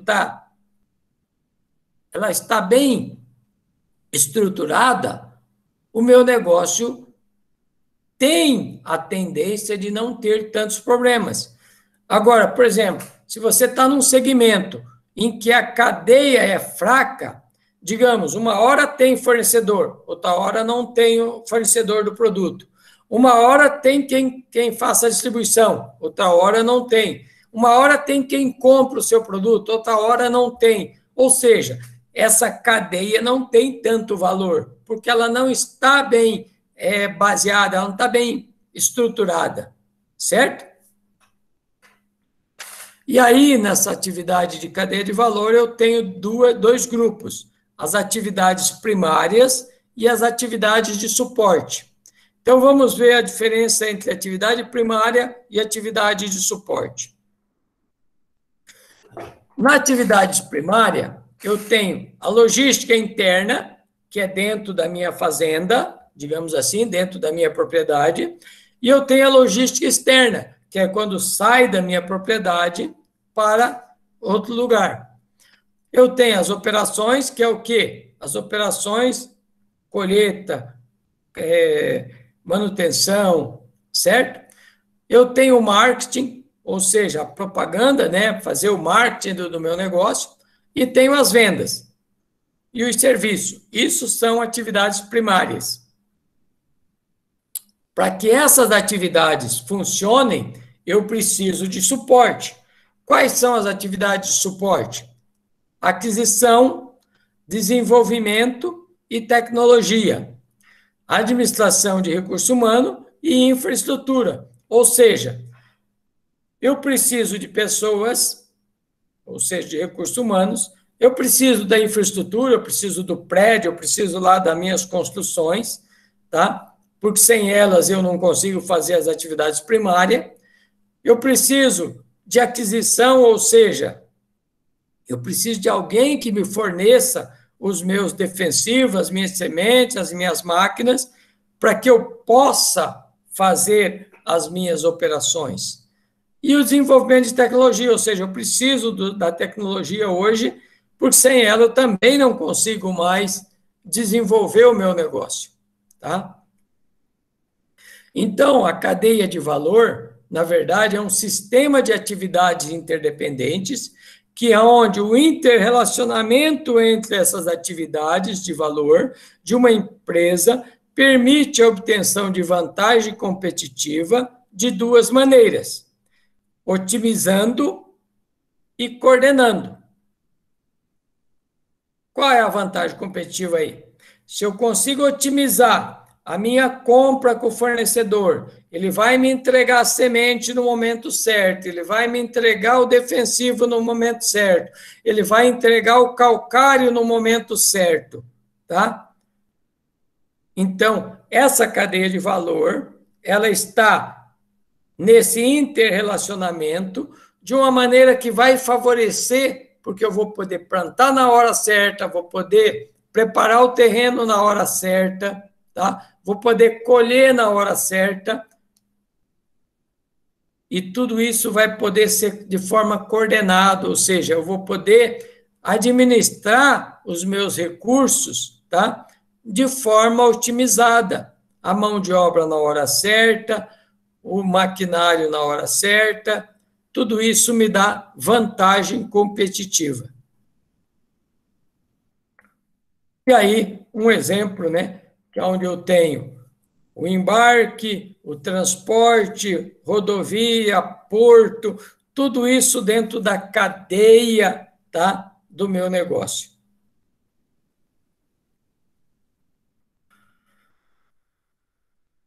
Falar um pouquinho sobre a organização e funcionamento das cadeias agroindustriais, tá? Então, os principais agentes e produtos integrantes do sistema agroindustrial parte do fornecimento de insumo ao produtor rural até a distribuição dos produtos ao consumidor final. O que eu quero dizer com isso? Vamos pensar em algumas cadeias?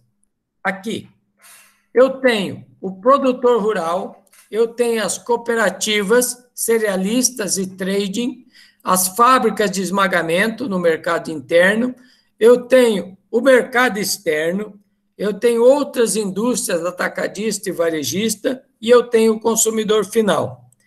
No primeiro, eu tenho aqui, ó, o uso dos fatores de produção, né, recurso natural, trabalho, capital físico e financeiro, recurso empresarial, tudo dentro desse contexto aqui. O produtor rural faz a compra de insumo, fertilizantes, defensivo agrícola, combustível, energia, peça e acessório, embalagem, produto químico, etc. Faz o pagamento de imposto, faz o pagamento de taxa e contribuição, entre outros. Tá? Lembrando que tudo isso o produtor rural faz, mas as cooperativas também fazem, as fábricas de esmagamento também fazem, as outras indústrias também fazem. Tá? Ou seja, o movimento do dinheiro aí é inerente ao produtor, como todas as outras empresas. Tá?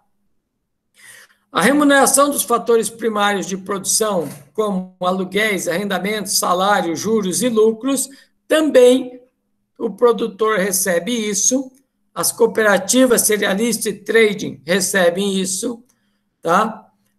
As outras indústrias atacadistas e varejistas também recebem essa remuneração, tá? Veja que no caso do soja aqui, o produtor produz, passa o soja em grãos para a cooperativa, essas passam para as fábricas de esmagamento, tá? No mercado interno, ou manda para o mercado externo, tá? As fábricas de esmagamento manda o produto esmagado já transformado em farelo, óleos e outros derivados para o mercado externo, tá? Certo? Os farelos, óleos e derivados podem ir para o mercado interno através de outras indústrias, tá? Como as fábricas de ração, pode ir para os atacadistas, como o óleo que vai para os atacadistas, e pode ir para o varejista que vende para o consumidor final. Então, tudo isso aqui é uma cadeia de produção, ok? Fatores de produção. Eles diferem dos tipos de produto que podem ter elementos da mesma cadeia em comum, como, por exemplo, as máquinas e equipamentos, colhedeiras, tratores, pulverizadores, semeadores, defensivos, eles podem servir para mais um tipo de colheita, ou seja, não está vinculado só à colheita do soja, mas ela pode estar vinculada à colheita do milho, do algodão, do feijão, do arroz, tá? Então, eles fazem parte, tá, da mesma cadeia em comum, mas eles podem estar direcionados para diversos tipos de produtos. A produção agropecuária tem algumas diferenças importantes, tá? Na produção e na venda. Vamos analisar rapidinho nesses últimos minutos isso. Vamos ver aqui a produção de soja, milho, leite e frango. O soja. Como que é a produção de soja hoje? Soja, ela tem uma tecnologia de ponta, é cultivada em médias e grandes propriedades rurais, a exploração é totalmente mecanizada. Isso quer dizer o quê? Que é quase inviável para o pequeno produtor plantar soja. Por quê? Porque eu tenho que ganhar no volume, eu tenho que ganhar na produção, tá? E se eu tenho uma pequena área, primeiro, o custo para colher fica mais caro, o custo para plantar fica mais caro, tá? A minha produção é pequena, eu não tenho poder de barganha na hora da venda, tá? Então, essa é a realidade da soja. Tecnologia de ponta, cultivada em médias e grandes propriedades rurais, exploração totalmente mecanizada. Ela pode ser vendida facilmente de forma antecipada, com ou sem garantias de CPR. CPR é a cédula de produtor rural com aval bancário, ou seja, eu vou no banco e o banco me dá uma cédula em que diz que eu tenho tanto de valor e posso comercializar meu soja vendendo para o banco. Ele não pega o meu produto, mas ele emite uma cédula que é como se fosse dinheiro, tá? Ou ela pode ser comercializada logo após ou bem depois da colheita. É comum no mercado de soja, especialmente no centro-oeste do país e aqui na região oeste, que as vendas antecipadas de soja esteja vinculada à compra de insumos, especialmente fertilizante e defensivo. Ou seja, eu vendo para quem me fornece isso já em troca, tá? Do que eu vou precisar para a próxima safra. Também tem aquela venda antecipada que eu vendo quando o soja está verde. Posso vender ele já com entrega de promessa futura, tá? Diretamente à indústria ou por intermédio dos atacadistas. Já o milho, ele é cultivado por minis, pequenos, médios e grandes produtores. Seu principal destino é a alimentação animal. Aqui, diferentemente do soja, os pequenos podem produzir. Por quê? Porque eu posso vender para os pequenos produtores de animais, tanto gado, porco, galinha, né? Tá? Como posso vender para as fábricas de rações, tá? Então, eu, mesmo pequenas quantias, tem uma aceitação, tá? A venda geralmente é feita após a colheita, pois as lavouras tendem a ser financiadas via crédito rural. No mercado de milho, é comum a entrega da produção à fábrica de rações e, consequentemente, troca de milho por ração, ou mesmo o uso do milho nas propriedades rurais, ou seja, eu posso produzir meu milho, eu mesmo fazer a ração para alimentar os meus animais, né? Tá? Então, o milho já é uma cultura diferenciada do soja, que pode ser feita em pequenas áreas, tá? Vamos lá. O leite. Produção extremamente diversa. Isso que significa o quê? Variações entre regiões produtoras e em termos de alimentação, manejo e genética de rebanho. Eu tenho regiões com grande uso da genética, com uso extremamente tecnificado. Em contrapartida, eu tenho regiões em que é feita ainda de maneira artesanal, tirada à mão, com latão ainda pequenos, tá? Com a venda para os laticínios de forma bem rudimentar ainda, tá? No Brasil, a venda do leite é realizada no mercado próximo à concorrência perfeita. Por quê? Porque existe grande disputa pelo laticínio na captação da produção. O que eu quero dizer com isso? Que a demanda, tá, da oferta não atende à procura, ou seja, há mais procura do que oferta de leite. Todo leite produzido tem mercado. Talvez não tenha preço, mas mercado tem, tá? Por fim, o frango. Essa é uma produção bastante homogênea em termos de tecnologia. Exige condições controladas de temperatura e umidade.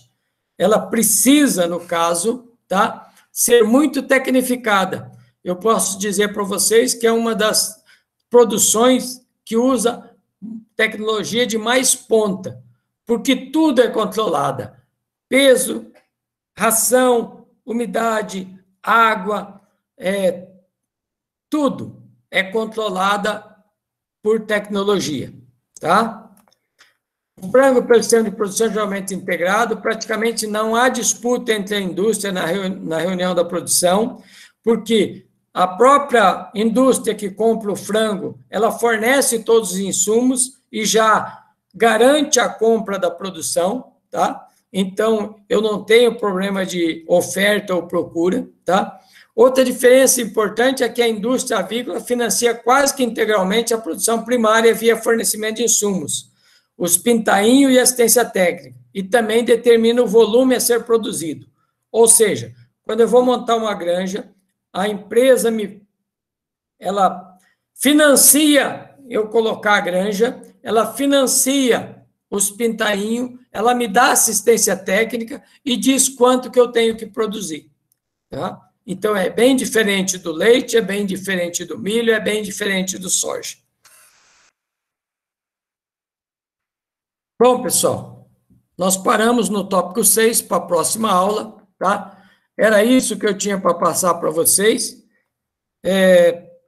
Eu vou colocar um link aqui para vocês, mas eu vou colocar também no Zap para que depois vocês possam responder, ok? Deixa eu parar o compartilhamento aqui e colocar a chamada rapidinho aqui que eu esqueci.